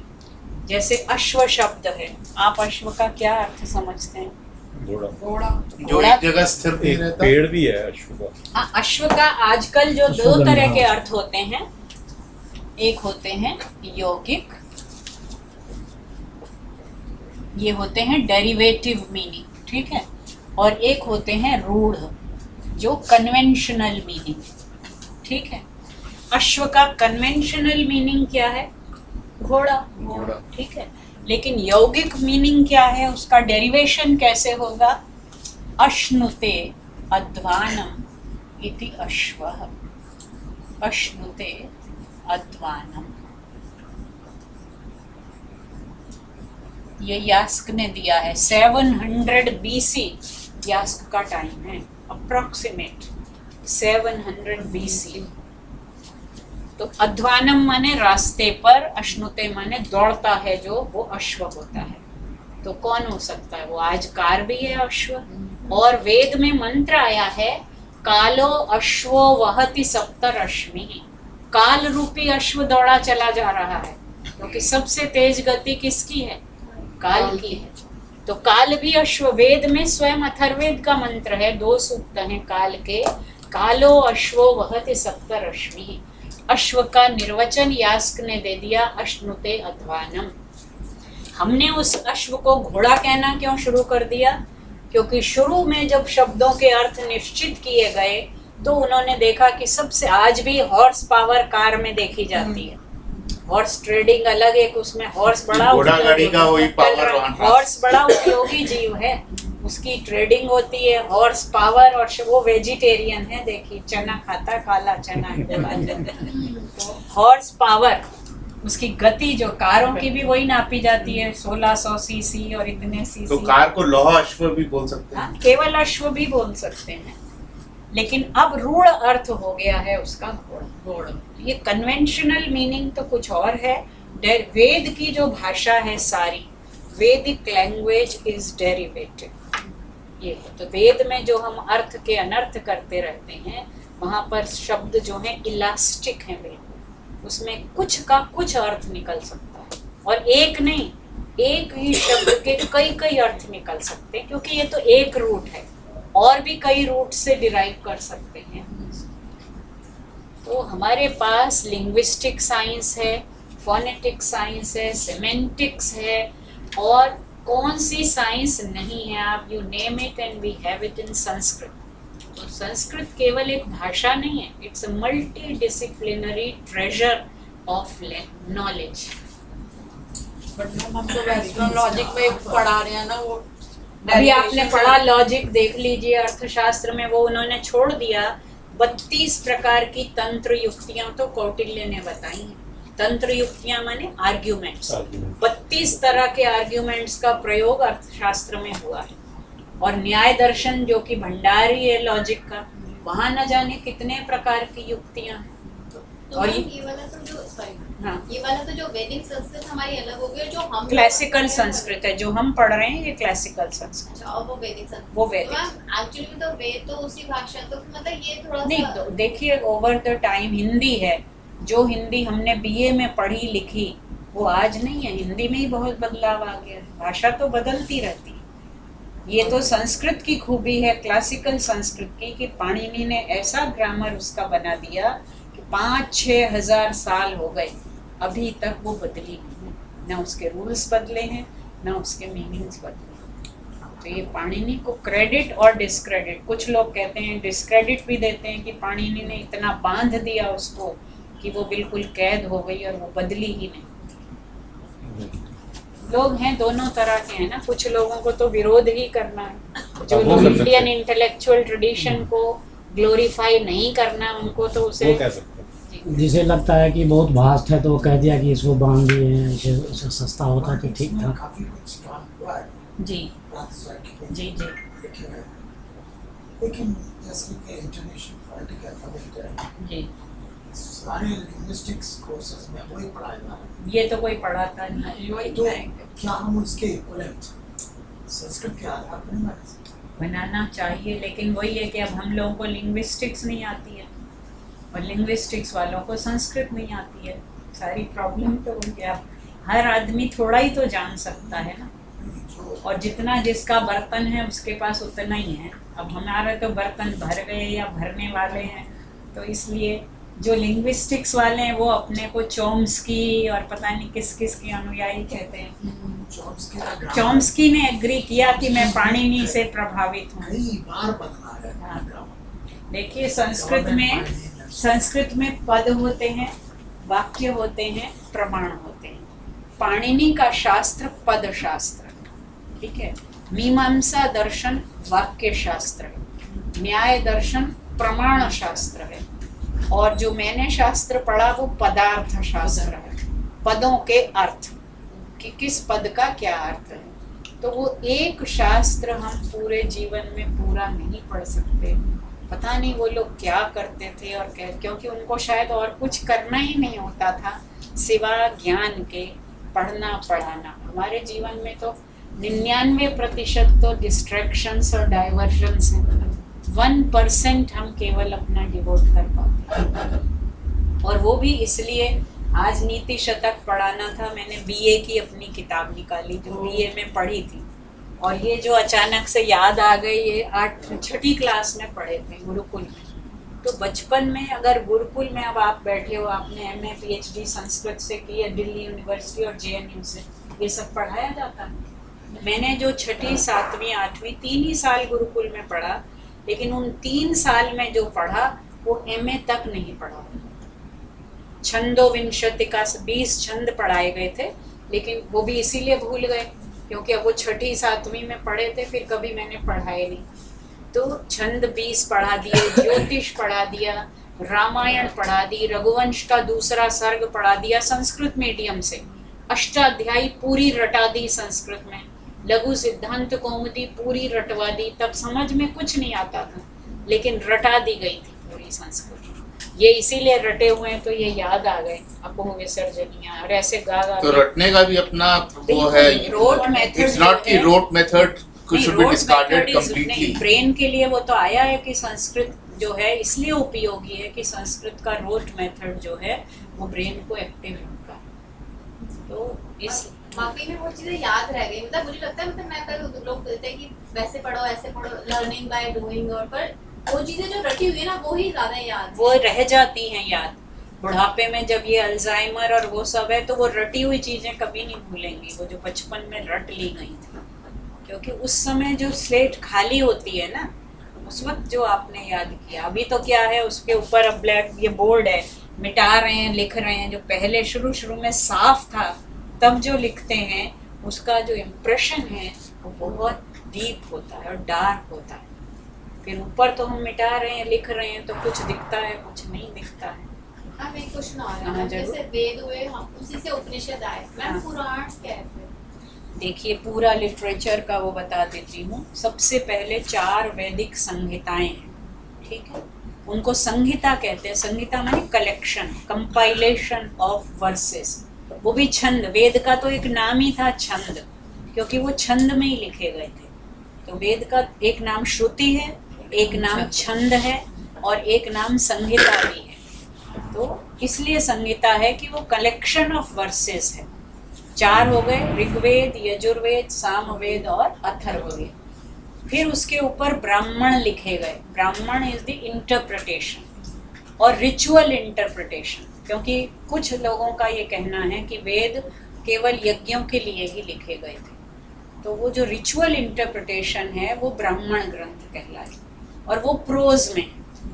हर वेद का अपना अपना ब्राह्मण है, और ऐसा कहा जाता है कि वेद की शाखाएं बहुत थी। ऋग्वेद की जो है 21 शाखाएं थी, यजुर्वेद की 100 शाखाएं थी, सामवेद की तो 1000 शाखाएं थी। अब तो सब लुप्त हो गई हैं, 1 2 अच्छा, 5 कुछ नहीं मिला, बहुत कुछ कम भी नहीं बची है। हैं, कुछ शाखाएं बची हैं। वो सब गायब। क्योंकि श्रुति से होता था ना पूरा। वो तो मतलब लिखते थे नहीं हाँ, वो लोग, हाँ। और लिखने भी नहीं देते थे। हाँ हाँ अच्छा, उसमें भी 2 चीजें थी। एक संप्रदाय, यास्क ने ये सब रिकॉर्ड किया है। हाँ। यास्क के समय भी एक वर्ग ऐसा था जो कहता था कि वेद के मंत्रों की केवल साउंड जो हैं वही इम्प्रेसिव है, वही इम्पोर्टेंट है, अर्थ है ही नहीं। अनर्थ का वही मंत्रों में अर्थ है ही नहीं। ये यास्क कोट कर रहा है, कौत्स का नाम कोट करता है कि ये कौत्स कहते हैं कि मंत्रों का कोई अर्थ ही नहीं है। लेकिन यास्क का अपना, क्योंकि वो तो कौन सी साइंस लिखने जा रहे हैं, अर्थ की साइंस लिख रहे हैं। वो कहते हैं कि जो वेद पढ़ता है और उसका अर्थ नहीं जानता, वो तो ऐसे ही है जैसे कि कोई गधे के ऊपर बोझा ढो दिया, वो ढो रहा है, उसको ये नहीं पता कि मेरे कंधों पे क्या रखा। स्थाणुरयम भार हारः किलाभूत अधीत्य वेदम न विजानाति योर्थम। जो वेद पढ़ता है और अर्थ नहीं जानता वो तो ठूंठ है बिल्कुल, और भार ढो रहा है बस। तो यास्क ने ये प्रूव किया कि हर वेद मंत्र का कुछ अर्थ है।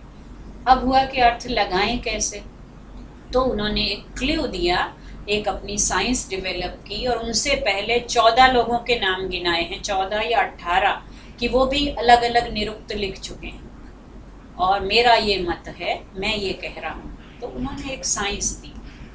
ब्राह्मण ग्रंथ आए उसके लिए, प्रोज में जैसा मैंने कहा अर्थ बताने के लिए, लेकिन उन्होंने एक ही एस्पेक्ट को हाईलाइट किया, रिचुअल एस्पेक्ट। जबकि वेद में स्पिरिचुअल एस्पेक्ट भी है, केवल रिचुअल नहीं है, स्पिरिचुअल भी है। यज्ञ की एक रिचुअल एस्पेक्ट है जो बाहर है, और एक जो हमारे भीतर दिन प्रतिदिन चल रही है, उसको उन्होंने टच नहीं किया ब्राह्मण ग्रंथों ने। इसलिए जब अति हो गई रिचुअलिज्म की, और रिचुअल में भी फिर वो ब्राह्मणवाद आ गया कि वो करा रहे हैं आपके बिहाफ पर, आपको तो धीरे धीरे उन्होंने कह दिया नहीं तुम नहीं पढ़ सकते, तुम नहीं पढ़ सकते, हम तुम्हारे लिए यज्ञ करेंगे, और करने लगे, दक्षिणा के नाम पर करने लगे। तो विकृतियां आ गई उसमें, यज्ञ में। तब फिर लोगों की उसके प्रति क्या हुई, अरुचि हुई।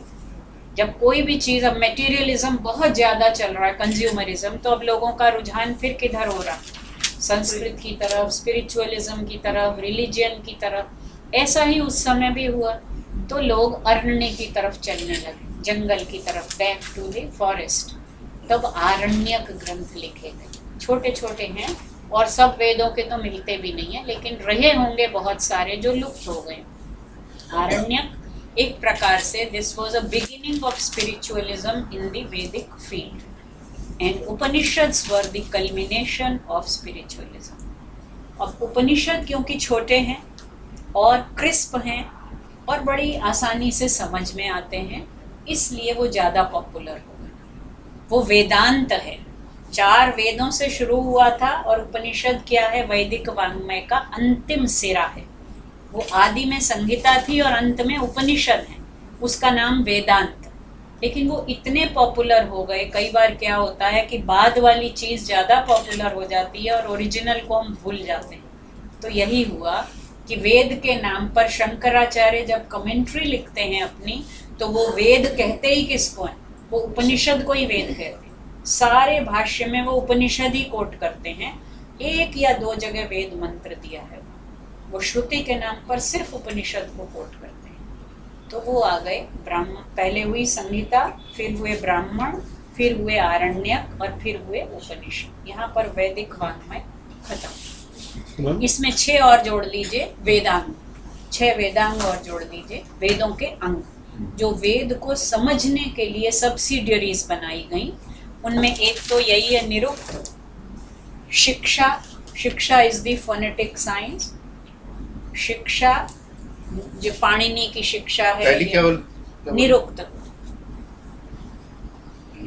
निरुक्त, शिक्षा, व्याकरण, छंद, ज्योतिष और कल्प, ये 6 हैं। ये 6 वेद के अंग हैं। अंगों के बिना अंगी नहीं समझा जा सकता। जी मेरे हाथ हैं, पैर हैं, सर है, तो ये मिलाकर ही शरीर बना है। शरीर अंगी है और ये सारे मेरे अंग। उसी प्रकार ये 6 वेद के अंग हैं और वेद अंगी है। ठीक है, यहाँ खत्म हुआ। आप कुछ कह रहे थे? मैं कह रहा था ना, इंडिया की सबसे बड़ी संस्कृत लाइब्रेरी कौन सी है जहाँ ये सब कुछ मिल जाएगा? मतलब काफी कुछ मिल पुणे का जो Bhandarkar Bhandarkar oriental research institute है पुणे का, पुणे में, और डेक्कन कॉलेज है, कलकत्ता में एशियाटिक सोसाइटी है और नेशनल लाइब्रेरी है। वो सबसे बड़ी लाइब्रेरी। मतलब काफी, क्योंकि कलकत्ता में तो उन लोगों का वो था ना, ईस्ट इंडिया कंपनी का, उन्होंने सारी कलेक्ट कर ली थी वहाँ, बहुत कुछ तो ले गए हैं और जो बचा है वो कलकत्ता में है, रॉयल एशियाटिक सोसाइटी में और कलकत्ता की नेशनल लाइब्रेरी। नालंदा में तो मैडम जी आग ही लगा दिए थे उन्होंने। हाँ, बहुत सारी लाइब्रेरीज में आग लगा संस्कृत की जितनी बुकें थी सब जला दी। हाँ, तो ये हमारा वैदिक वाङ्मय यहाँ खत्म हुआ। फिर क्लासिकल लिटरेचर शुरू होता है वाल्मीकि की रामायण से। उसको आदि काव्य कहते हैं क्योंकि संस्कृत में पहला श्लोक वाल्मीकि ने लिखा। कहा जाता है, वो श्लोक आपने सुना होगा कि वो तमसा नदी के किनारे बैठे हुए थे वाल्मीकि, और 2 पक्षी जो हैं वो प्रेम क्रीड़ा में थे, क्रौंच पक्षियों का जोड़ा, और किसी शिकारी ने एक पक्षी को मार दिया, क्रौंच पक्षी को। तो अपने आप उनके मुंह से ये श्लोक निकल गया, माँ निषाद प्रतिष्ठां त्वं अगमः शाश्वती समाः यत् क्रौंच मिथुनादेकम् अवधि काममोह। ये पहला श्लोक, मतलब वो कवि नहीं थे उससे पहले, लेकिन उनके मुंह से ये श्लोक निकला। तो जैसे हिंदी में वो कहा जाता है ना, वियोगी होगा पहला कवि, आह से उपजा होगा गान। संस्कृत में इसी तरह कहा गया है कि शोकः श्लोकत्वम् आगतः, वाल्मीकि का शोक ही श्लोक बनकर फूट पड़ा। तो उनके मतलब वो उनका शोक जो था, एक पक्षी जो विलाप कर रहा था, उससे वाल्मीकि की कविता फूटी। फिर कहानियाँ बनाई गई कि ब्रह्मा जी ने ही उनको ये, नेचुरली बिना दैवी शक्ति के कोई इस तरह का काव्य लिख नहीं सकता। वो तो एक श्लोक निकला, फिर उन्होंने 24,000 श्लोकों में पूरी रामायण लिखी, जो कि आप जानते हैं 7 कांड में। अब आजकल लोग रामायण के नाम से रामचरितमानस समझते हैं, जो कि मच लेटर 16वीं शताब्दी में लिखी गई, और ये तो बहुत पुरानी है। फिर वाल्मीकि रामायण, और उसके बाद हमारे आते हैं पुराण। पुराण और इतिहास कहा, पुराण और इतिहास, तो रामायण और महाभारत हमारे इतिहास हैं, और 18 पुराण गिने गए हैं, महापुराण। वैसे तो और भी बहुत, जैसे उपनिषद बहुत हैं, 208 उपनिषद भी गिनाए जाते हैं, लेकिन प्रमुख उपनिषद 10 या 11 हैं। उसी तरह जो पुराण हैं 18 हैं, लेकिन बाद में बहुत सारे और भी पुराण लिख दिए गए और जोड़ दिए गए। ये फिर उसके बाद हमारे कवि आए, कालिदास आए, भास आए, बाण आए, भारवी आए, माघ आए, और इनके साथ साथ शास्त्र, ये काव्य की धारा अलग चल रही है, उधर शास्त्र की धारा, जहाँ धर्म सूत्र जो मैंने लिखा है ना, छठा वेदांग कल्प सूत्र था वो, उस सूत्र के 4 भाग किए गए, 4 तरह के सूत्र लिखे गए, श्रौत सूत्र, धर्म सूत्र, गृह्य सूत्र और शुल्व सूत्र। तो सूत्रों के बाद उधर स्मृतियां लिखी गई। स्मृतियों में मनुस्मृति, याज्ञवल्क्य स्मृति, देवल स्मृति, नारद स्मृति, तो स्मृतियां लिखी गई। फिर दर्शन शास्त्र लिखने शुरू हुए, आयुर्वेद शास्त्र लिखा गया, कौन सा शास्त्र नहीं लिखा, व्याकरण शास्त्र लिखा गया। तो एक से एक बढ़कर दर्शन में इतने विविध भेद हो गए। 6 हमारे आस्तिक दर्शन हैं, 3 नास्तिक दर्शन हैं। फिर जब वेदांत पॉपुलर होने लगा तो ब्रह्म सूत्र पर शंकराचार्य ने 8वीं शताब्दी में एक भाष्य लिखा। उसके बाद जो उस पर भाष्य लिखता था वही आचार्य बन जाता था। तो गीता पर, ब्रह्म सूत्र पर, उपनिषद पर शंकर ने पहली बार भाष्य लिखा। अब आचार्य बनना है तो इन तीनों पर तो भाष्य लिखना ही है। तो रामानुज ने लिखा, मध्व ने लिखा, और पता नहीं कि 16 लोगों ने भाष्य लिखे। अब तो 30 तक सुनने में आ रहा है कि वेदांत सूत्रों पर 30 लोगों ने भाष्य लिख दिए। तो फिर उसके बाद संग्रह ग्रंथ लिखे जाने लगे, जैसे न्याय शास्त्र बहुत बड़ा है। अब लोगों ने सोचा इतने ग्रंथ पढ़ने की बजाय एक छोटी किताब लिख दी जाए जिसमें सारे ही दर्शन आ जाएं। तो वहाँ लिख दिया सर्वदर्शन संग्रह, उसमें 16 दर्शन हैं। फिर षड दर्शन समुच्चय और छोटा, जिसमें 6 ही लिख दिए गए। तो इस जैन दर्शन का अपना एक अलग विशाल वाङ्मय है। बौद्ध दर्शन है तो उसमें इतना लिखा गया, और चीन में चला गया, जापान में जो चला गया वो सुरक्षित है। यहाँ पर तो बहुत, जैसे वैशेषिक दर्शन जिसकी मैं स्टूडेंट हूँ, सबसे पुराना ग्रंथ तो सूत्र हैं। पहले सूत्र लिखे गए ताकि लोग याद रख सकें, छोटे छोटे, और उसके ऊपर कमेंट्री सब गायब हैं वैशेषिक की। एक जो जाकर मिली वो चीनी भाषा में मिली, मतिचंद्र की दशपदार्थी। वो लिपि भी चीनी है और ग्रंथ की भाषा भी वो ये संस्कृत है, लेकिन चीनी में मिली। फिर उस चीनी को संस्कृत में वो किया गया, ट्रांसलिटरेट किया, फिर उसकी ट्रांसलेशन हुई। तो उन 16वीं 17वीं शताब्दी के आसपास से फिर अंग्रेजों ने भी इस पर काम करना शुरू। जब दारा शिकोह ने उपनिषदों का तर्जुमा किया तो फिर यूरोप की आंखें खुली, और फिर उन्होंने धीरे धीरे, मतलब जो पुनीता जी कह रही थी संस्कृत एंड वर्ल्ड लिटरेचर, अब वो सिलेबस बनाया गया, वो ठीक से नहीं पढ़ाया गया, वो अलग बात है, लेकिन वो भी एक बहुत बड़ा खजाना है। जैसे वैशेषिक पर मैंने अभी एक पेपर बनाया, वैशेषिक स्टडीज अक्रॉस द वर्ल्ड। आज दुनिया का कोई देश होगा जहाँ, और मैं हैरान हूँ कि 17वीं शताब्दी से लिखा जाने लगा, और अभी कुछ प्रोफेसर्स हैं जो अभी लिख रहे हैं अलग अलग देशों में। मैंने 14 विद्वानों का उसमें उल्लेख किया। कुछ को तो मैंने मेल करके पूछा कि भी मेरे पास आपका ये कलेक्शन है, आप इसको अपडेट कीजिए, और सब ने अपडेट करके भेजा और खुश हुए कि चलो तुम एक ऐसा पेपर बना रहे हो जिसमें वैशेषिक पर सारी दुनिया में जो काम हो रहा है। तो मतलब वो कोर्स बहुत अच्छा है। बनाया कैसे जा रहा है, पढ़ाया कैसे जा रहा है, आजकल इस तरह की रिसर्च की ज़रूरत है। अगर ये नहीं पढ़ाया जाएगा तो क्या पढ़ाएंगे संस्कृत में? खाली कालिदास, भास, बाण, उतना ही अपने पाणिनि, वो पढ़ाने से काम नहीं चलेगा। उन टेक्स्ट को जब तक हम कंटेक्चुअलाइज नहीं करेंगे मॉडर्न उसमें, तो कैसे काम? अब दूसरे लोग अगर कर रहे हैं, हम दूसरों का तो पढ़ते नहीं, अपना भी नहीं पढ़ते, हम तो उनका क्या पढ़ेंगे? हम तो केवल ऊपर ऊपर की मलाई खाते रहते हैं। मेहनत करने का काम वही लोग करते हैं, मेहनत। और जब वो लोग लिख लेते हैं तब हम कहते हैं अरे ये तो हमारे यहाँ पहले से था। तो था तो पहले क्यों नहीं बताया? क्योंकि हम ढूंढते नहीं हैं।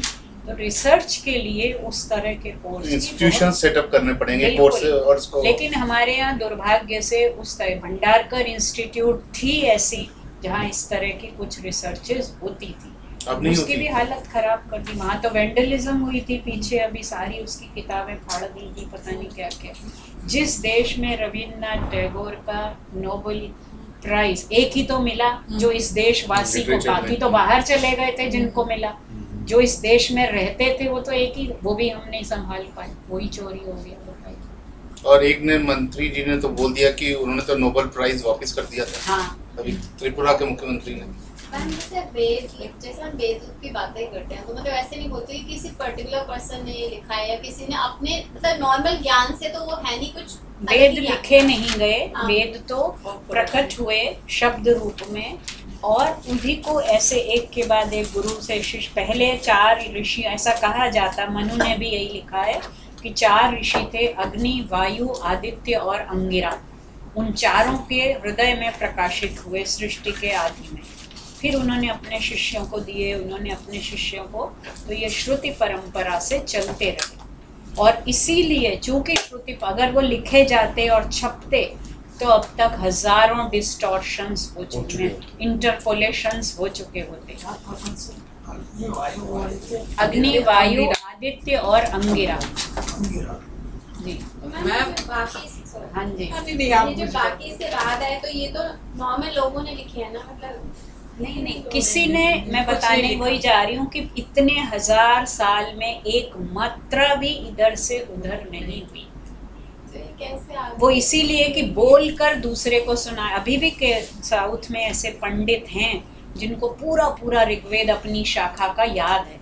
एक एक परिवार होता था, जैसे एक परिवार है उसकी शाकल शाखा है, तो वो इस ट्रेजर को संभालते थे और वो अपने परंपरा में बेटे को, अभी मैं केरल गई थी कुछ साल पहले, वहाँ पर एक शाखा में वेद जो है उनका सुरक्षित है, और वो चाहे वो डॉक्टर है चाहे वो वकील हैं, लेकिन उनके परिवार की वो परंपरा है, वो उसी तरह यज्ञोपवीत धारण किए, पूरा उनको याद है। प्रतियोगिता होती है वहाँ पर अन्योन्य। केरल में एक वेद परिषद है, हालांकि वहाँ अब सारा ये खत्म किया जा रहा है, लेकिन फिर भी ऐसे परिवार हैं जिनको पूरा पूरा कंठस्थ है। और अब वो कितने दिन वो पंडित संस्थान ने रिकॉर्डिंग्स भी की हैं उनकी, राष्ट्रीय संस्कृत संस्थान ने, क्योंकि अब वो जा रहे हैं और जब वो परिवारों के वो पंडित चले जाएंगे तो कोई बचेगा ही नहीं उस शाखा का। कोई वो ठीक है हमने प्रकाशित कर लिया, लेकिन उच्चारण कैसे करना है ये तो कोई बताएगा नहीं ना। तो उनके मुंह से जब सुनते हैं तो उच्चारण भी शुद्ध है। वेद की जो ध्वनियाँ हैं उन ध्वनियों से ही तो तरंगे पैदा होती हैं जिसका प्रभाव पड़ता है। Sound vibrations are equally important as the meaning उसके बाद आता है। पहले तो उस शब्द की जो ध्वनियाँ हैं, तरंगे हैं, वो बहुत पावरफुल है। और हर शाखा, प्रातिशाख्य जो बने, प्रतिशाखा, हर शाखा का उच्चारण थोड़ा थोड़ा डिफरेंट था, तो इसलिए अलग अलग शाखा के लिए अलग अलग प्रातिशाख्य लिखे गए। ये शिक्षा शास्त्र के ग्रंथ हैं प्रातिशाख्य। अब उन पर आज भारत में कोई विद्वान नहीं मिलेगा जिसने प्रातिशाख्य में स्पेशलाइज किया, मिलते ही नहीं लोग। उनके करीब 60 हैं इस पर, जी, लेकिन विद्वान ही नहीं, पढ़ने वाले, पढ़ाने वाले ही नहीं है तो पढ़ेगा कोई क्या। जब मैं 99 में जर्मनी गई, मनुस्मृति पर एक कोई टीका है, कहानी की बात है लेकिन हैरान और शर्म की बात है। वहाँ जो प्रोफेसर थे, अभी भी हैं, एल्ब्रेख्ट वेट्सलर, उन्होंने कहा, एक तो वहाँ की लाइब्रेरी देखकर मैं तो पागल हो गई थी, और वहाँ फोटोकॉपी इतनी महंगी थी उस समय 99 में। अच्छा, और कोई साधन नहीं है, मैं तो अकेले थी, कैसे लाइब्रेरी से किताब फोटोकॉपी में ले जाओ और कैसे उसको करा, महंगी भी है और किताब भी उठा के ले जानी है। लाइब्रेरी की चाबी उन्होंने मुझे दे दी थी, पूरी लाइब्रेरी की, मतलब पहले ही दिन उनको पूरा विश्वास है।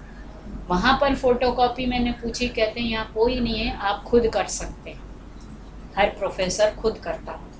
तो उन्होंने मुझे सिखाया भी, लेकिन अब जर्मन में इंस्ट्रक्शंस दिए, मुझे लगा कहीं कुछ मैंने गलत, मेरा दिमाग चलता नहीं है इन चीज़ों में, कि कहीं डर भी लगता मशीन है। खराब हो गई तो और मुसीबत, इससे तो अच्छा कि पैसे लगेंगे लेकिन मैं बाजार से कराऊंगी।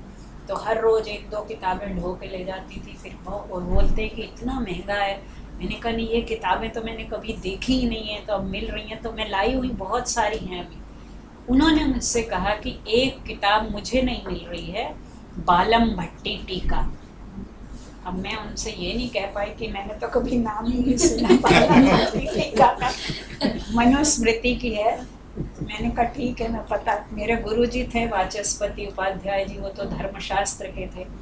तो जब मैं लौट के आई मैंने उनसे कहा, उनको तो पता था, बोले कि बच्चा कहाँ मिलेगी, दिल्ली में तो मिलेगी। 3-4 लोगों से मैंने और पूछा, किसी ने जो धर्मशास्त्र के हैं, मैं भी नहीं हूँ धर्मशास्त्र, मैंने मनुस्मृति और ये सब नहीं पढ़ा है बहुत ज़्यादा, तो किसी को दिल्ली में नाम नहीं पता था बालम भट्टी टीका। खैर वाचस्पति उपाध्याय जी बहुत रिसोर्सफुल भी थे, ट्रेडिशनल उससे भी पढ़े थे।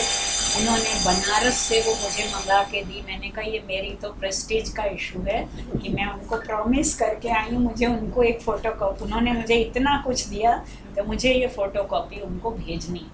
सरस्वती भवन लाइब्रेरी बनारस से, मतलब हमें तो देते भी ना हो, वहाँ भी ब्राह्मणवाद बहुत चलता है। वो तो ब्राह्मणों के गुरु थे, पर हमारे गुरु जो उपाध्याय जी, उन्होंने मंगा के दी और फोटो कॉपी करा के मैंने उनको भेजी। उन्होंने उसका एडिशन निकाला, जो मिताक्षरा की टीका है वो बालम भट्टी। इसी तरह सांख्य कारिका की एक टीका है युक्ति दीपिका, भारत में तब तक की उसका एडिशन बेट्सलर ने निकाला। तो ऐसी ऐसी दुर्लभ चीज़ें जो हमारे पास हैं और हमें पता ही नहीं, क्योंकि यहाँ लोग काम ही नहीं करना चाहते। गंभीर काम, रिसर्च जो है कितने लोग करते हैं ये आप जानते नहीं होंगे, या जो इस फील्ड में हम लोग कर रहे हैं कि सिर्फ काम के लिए काम करना, शायद ही 2-4 ही लोग होंगे जो काम के लिए काम, नाम के लिए काम बहुत करते हैं, दाम के लिए और ज़्यादा करते हैं, लेकिन काम के लिए काम बहुत कम लोग करते हैं। तो इसलिए हम लोग तो अपने उसको, आप लोगों ने तो संस्कृत पढ़ी नहीं है, लेकिन जिन्होंने पढ़ी है वो भी कुछ नहीं करना चाहते। पढ़े, डिग्री मिल गई, वो मिल गई, फिर हमें प्रोफेसरशिप जिसको मिल गई वो वैसे ही काम करना बंद कर देता है। जिसको नहीं मिली वो वैसे ही फ्रस्ट्रेट होता है कि वो डिज़र्व करता है और उसको नहीं मिली, और जिसको मिल गई अनडिज़र्विंग होते हुए भी वो सोचता है अब किस लिए करना है, कोई काम नहीं करता। ये दुर्भाग्य। तो मतलब 2 उदाहरण मैं दे रही हूँ जो युक्ति दीपिका टीका मिलती नहीं थी, वो उन्होंने, नेपाल में मैन्यूस्क्रिप्ट्स का पूरा खजाना है, वो हाम्बुर्ग यूनिवर्सिटी ने प्रोजेक्ट ले लिया और वो सारा प्रोजेक्ट जो है, सारी मैन्यूस्क्रिप्ट्स ले गए नेपाल से वो जर्मनी में, और अब उनकी माइक्रोफिल्मिंग करके उस पर काम कर रहे हैं। मुझे सर 4 दशक 40 साल हो गए वैशेषिक पर काम करते करते। अभी जब वो मैं पेपर बना रही थी तो एक जापानी विद्वान इस समय वहीं हाम्बुर्ग यूनिवर्सिटी की उसी इंस्टीट्यूट के डायरेक्टर हैं, हारुनागा इजाक्सन। मैंने उनको मेल लिखी और मैंने वही बात सबसे पूछी थी कि ये मैंने आपका कलेक्ट किया है, please take it and update it. उन्होंने एक वो लिख दी अपनी किताब, जो कि अभी तक मेरे ध्यान में ही नहीं आई थी क्योंकि भारत से वो छपी नहीं है, मगर वैशेषिक की किताब थी और 95 में छप चुकी है, लाइडन से छपी है, और यहाँ पर अभी तक कहीं हमें पता नहीं था, लेकिन ऑनलाइन वो किताब मिल गई। और वो किताब, मुझे लगा कि मेरे मेहनत जो थी सफल हो गई कि ये किताब मेरी स्टूडेंट ने वो निकाल के मुझे प्रिंट आउट करके वो किताब की बुक बना के दे दी, materials for the study of Vaisheshika. ये IGNCA वाले मुझे प्रोजेक्ट देने को तैयार हैं, पदार्थ धर्म संग्रह का क्रिटिकल एडिशन। तो 12 पांडुलिपियों का पता चला था मुझे। अब जब वो किताब मैंने देखी जो 95 में इजाक्सन की PhD है, जो उन्होंने लाइडन, वो हैं जापानी, लाइडन से PhD की, इस समय जर्मनी की इंस्टीट्यूट के डायरेक्टर हैं। उसमें उन्होंने सूचना दी है कि किसी जापानी विद्वान ने 36 मैन्यूस्क्रिप्ट इकट्ठी कर ली हैं पदार्थ धर्म संग्रह की। तो मैं तो सोच रही हूँ सुधीर जी को कहूँ कि मैं क्रिटिकल एडिशन नहीं निकालूंगी, वो जो 36 इकट्ठी कर चुका है मैं तो कभी नहीं कर पाऊंगी। तो अगर आपको ट्रांसलेशन कराना है मैं करूँगी, लेकिन क्रिटिकल एडिशन वो निकालेंगे। इतनी मेहनत करते हैं, देखिए कि वो जान खपा देते हैं। हम लोग क्या करेंगे, शर्म आती है अपने। 14-18 घंटे। लेकिन वही बात अभी जो मैं अगला श्लोक पढ़ाना चाहती थी उसका सार बता देती हूँ। क्यों, ये कब पता चला? अगर हमने वैशेषिक पे PhD कर ली, हमने की 15-20 लोगों ने मेरे अंडर में की, ठीक है PhD कर ली, जितना जितना सागर में गहरे जाओ उतना पता चलता है कि तुम तो कुछ भी नहीं हो, तुम्हें कुछ नहीं आता। भर्तृहरि का अगला श्लोक यही था, यदा किंचित ज्योहम द्वीप इव मदांधः समभवम्, कि जब मैं थोड़ा थोड़ा जानता था, हाथी के समान घमंड में चूर हो गया था और मैं सोचता था कि मेरे जैसा तो कोई है ही नहीं। यदा किंचित किंचित बुध जन सकाशाद अवगतम, धीरे धीरे जब मैंने विद्वानों के साथ बैठकर थोड़ा थोड़ा जाना, तदा मूर्खोस्मीति ज्वर एवं मदो में व्यपगता, तब मुझे समझ आया कि मैं कितना बड़ा मूर्ख हूँ और मेरा बुखार उतर गया। तो मैम लग रहा है क्लास ओवर नहीं हो, पढ़ते जाए। मैम मेरे छोटे छोटे, क्योंकि आपने इतना अच्छा डिस्कशन किया, मेरे को एक छोटे छोटे ऐसे ही क्यूरियोसिटी के लिए मैम, जो आपने ये बोला था कि वर्ल्ड लिटरेचर के लिए उनके पास बहुत सारी बुक्स हैं, तो ये मतलब पूरे संसार में हो रहा है काम? बिल्कुल हो रहा है। हाँ हो रहा है, हमें नहीं पता, लेकिन हम उसको जानना मैं बता तो रही हूँ। मुझे अब ये किताब जो मिल गई, मुझे तो लग रहा है मेरी जिंदगी